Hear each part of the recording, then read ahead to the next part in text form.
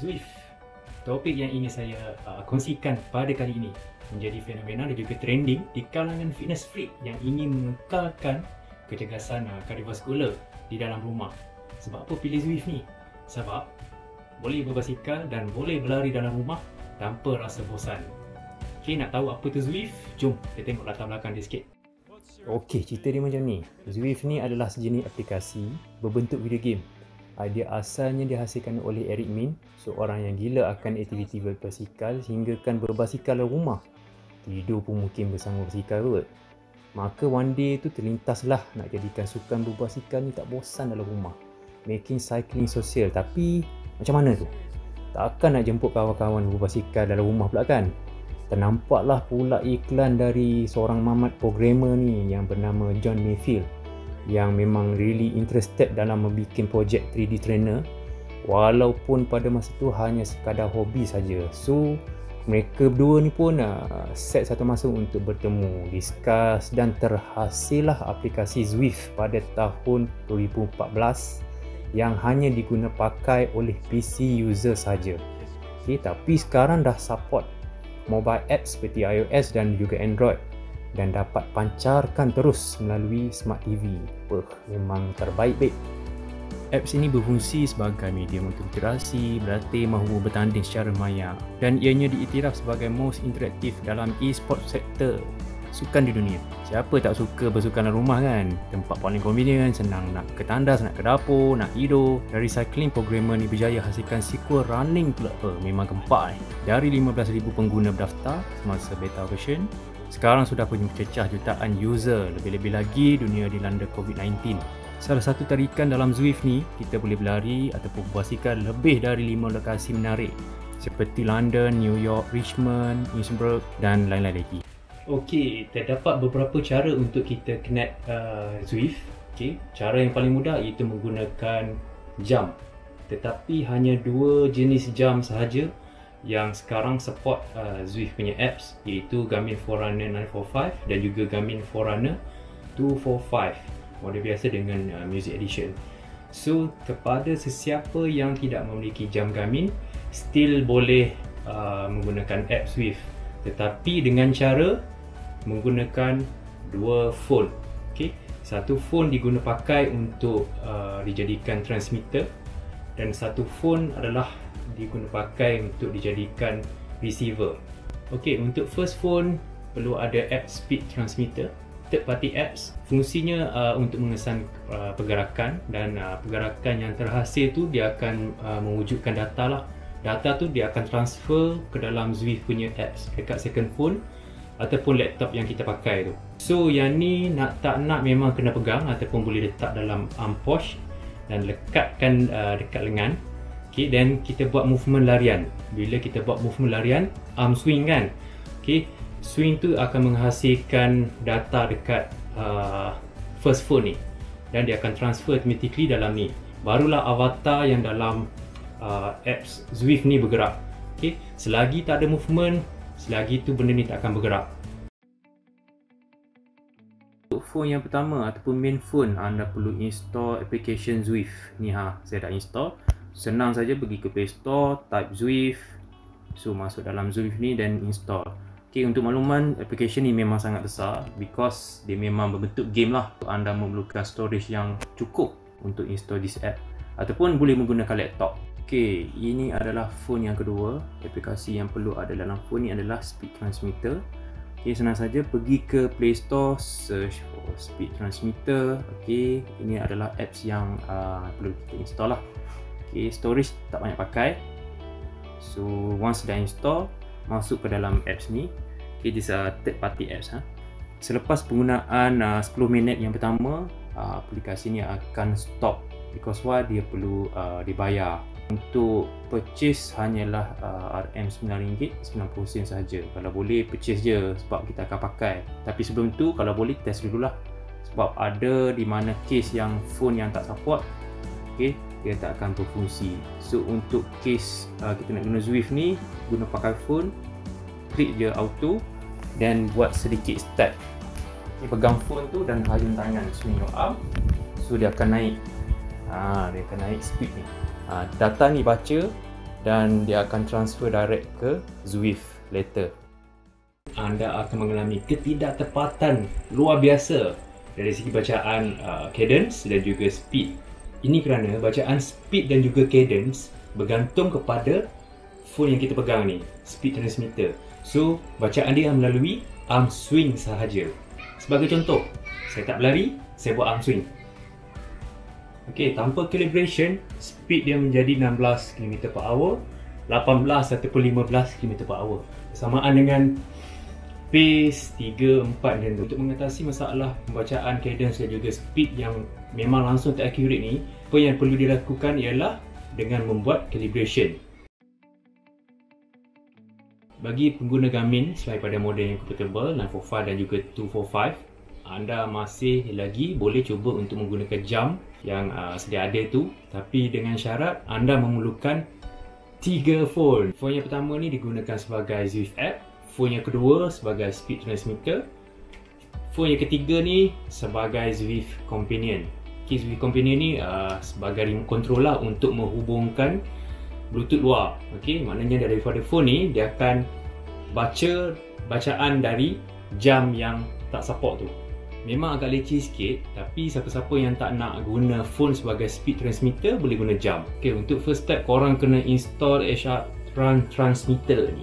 Pergi dekat Connect IQ Store dalam Garmin Connect dan download, synckan, masukkan dalam jam. Okay, supaya ada apps dalam ni, speed transmitter dan juga dalam phone yang kita install, phone yang kedua tu. Selepas install, kita boleh test lah sama ada apps yang ada dalam jam ni compatible tak dengan yang dalam phone ni. Okay, caranya senang saja, buka je apps yang dalam phone ni, dan kalau once dah install dalam ni, dah sync dalam jam, dia akan detect terus atas model jam, dan dekat jam dia terus akan detect dekat sini dia detect terus launch HR Run Transmitter, yes or no, just click yes. Okay, so dia akan keluar macam ni dan mulakan lah dengan membuat sedikit gerakan. Tengok dia naik ke tak. Kena buatlah macam lari sikit. Okey, sudah ada. So ni dia punya transmitter daripada jam pergi ke phone. Okey, tu senang je. Saya dah test, jika kita menggunakan dua phone dan satu jam, berlaku sedikit haywire lah because tak ada Zwift Companion. So memang kena menggunakan extra phone lagi satu untuk install apps Zwift Companion. So Zwift Companion ni dia akan ada satu option di mana kita boleh memilih sama ada nak menggunakan built-in Bluetooth connection ataupun nak menggunakan another option lah. Kalau tengok kat sini pun, kalau saya on Zwift Companion punya apps, okay, so kita tak dapat masuk tau dekat dia punya activity. Selagi tak install Zwift app ni, the main apps, memang kita tak boleh masuk. So kalau dah install macam ni, just click start, dia terus jadi biru. Tengok dia masuk dalam activity. Sebab dia dah detect ada main phone kat sini, ada main apps, dia jadi biru. So dah boleh buat activity lah. Yang penting ada 3 phone lah. Ni satu main phone untuk tengok avatar, second phone Zwift Companion ni just on je untuk linkkan jam ni dengan satu lagi phone yang dipakai sebagai speed transmitter. Memang leceh, tapi tu je caranya kalau nak pakai jam lah. Kalau pakai jam, senang bawa tu je daripada pegang phone. Okay, once dah install Zwift apps dekat phone 1, phone 2 speed transmitter, just tekan start. Okay, second menu adalah menu pairing. Make sure anda pegang phone yang kedua tu dan melakukan sedikit movement dan tekan run speed. So dia akan detect phone yang ada movement tu. Dan selepas tu, poin yang paling penting adalah calibration. Calibration ni klik dekat spana ni. Kena buat calibration untuk mendapatkan bacaan yang accurate. Kalau tak buat, even swing slow, speed yang dibaca tu sangat-sangat tinggi. Dia dah buat calibration, terus dia OK. Okay, ni menu untuk pilih route. So boleh pilih route yang mana kita nak, New York, kat mana-mana anda sukalah. Okay, kalau nak join member-member yang tengah berlari sekarang ni, just klik dekat profile tu. Okay, dan tekan Run with Lee. Okay, so inilah dia Zwift. Alright, dan cubalah berlari. Yes, lari. Kalau tak buat calibration, speed tu senang je naik sampai 20 km/h. That's why anda perlu melakukan calibration. Okay, so sudah menjadi. Dah habis, tekan menu end run. Nak save, boleh save. Tak nak save, just masuk dalam tong sampah.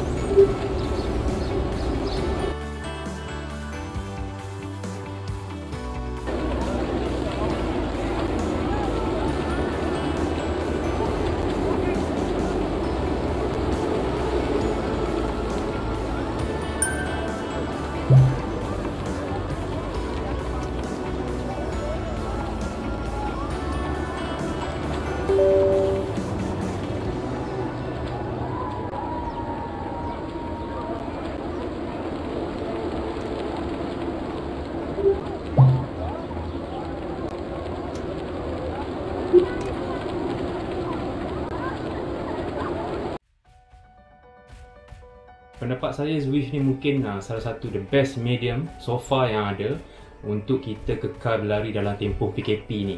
Mungkin boleh sign up any event dalam masa yang sama, boleh buat Zwift dan capai target yang event yang kita register tu. Sebagai contoh sebelum ni saya sign up for 5k challenge, score run and hope, dan dalam masa sama saya on Zwift. Secara tak langsung rasa macam sedikit motivated lah untuk menghabiskan larian dalam rumah tu. Sekarang ni tak kisahlah pasal pace ke, pasal cadence tak betul ke, yang penting boleh buat, boleh guna.